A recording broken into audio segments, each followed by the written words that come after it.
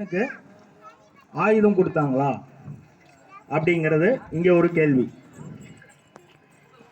அது பார்த்தீங்கன்னா ஆக்சுவலாக அது ஆயுதம் அல்ல, அறிவு. இப்போ முருகனுடைய வேல் வந்து நம்ம என்ன சொல்லலாம் அப்படின்னா ஒரு ஒரு கற்பனை ஒரு உருவகப்படுத்தி, இப்போ கார்ட்டூன் சொல்கிறோம் பார்த்தீங்களா, அது மாதிரி வேல். அந்த வேலானது 3 செக்மெண்ட் இருக்கும். உங்களுக்கு ஃபஸ்ட்டு அது கையில் இருக்கும்போது அந்த வேலான இது வந்து நீளமாக இருக்கும். அது மாதிரி அறிவு வந்து ஆழமாக இருக்கணும் அப்படிங்கிறத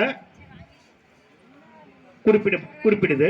அடுத்து வந்து பார்த்தீங்க அப்படின்னா அந்த வேலுடைய கூர்முனையானது ஒரு எண்டு பிராடாகவும் இருக்கும், அகலமாகவும் இருக்கும்.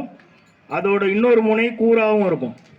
அப்போ ஒரு அறிவானது ஆழமாகவும் இருக்கணும், கூர்மையாகவும் இருக்கணும், அதே மாதிரி உங்களுக்கு வந்து அகலமாகவும் இருக்கணும். அதே மாதிரி நம்மளுடைய சிந்தனையும் அது மாதிரி நுண்ணறிவு அப்படின்னு நம்ம சொல்கிறோம் பார்த்தீங்களா, அதுதான் இதில் வந்து பாயிண்ட் அவுட் பண்ணுறேன். அப்போ அந்த அன்னை வந்து முருகன் பெருமானுக்கு அருளியது ஆயுதம் அல்ல, அறிவு. அந்த அறிவானது நாம் எப்படி பயன்படுத்துகிறோம் அப்படிங்கிறது தான் இங்கே குறிப்பிடப்படுது. அந்த அறிவானது நம்மளுக்கு வந்து ஆழமாகவும் கூர்மையானதாகவும் அகலமானதாகவும் இருக்கணும் எந்த ஒரு விஷயத்திலையும். அதைத்தான் இந்த வேலுடைய மகத்துவம் நம்மளுக்கு சொல்லுது. நன்றி, வணக்கம்.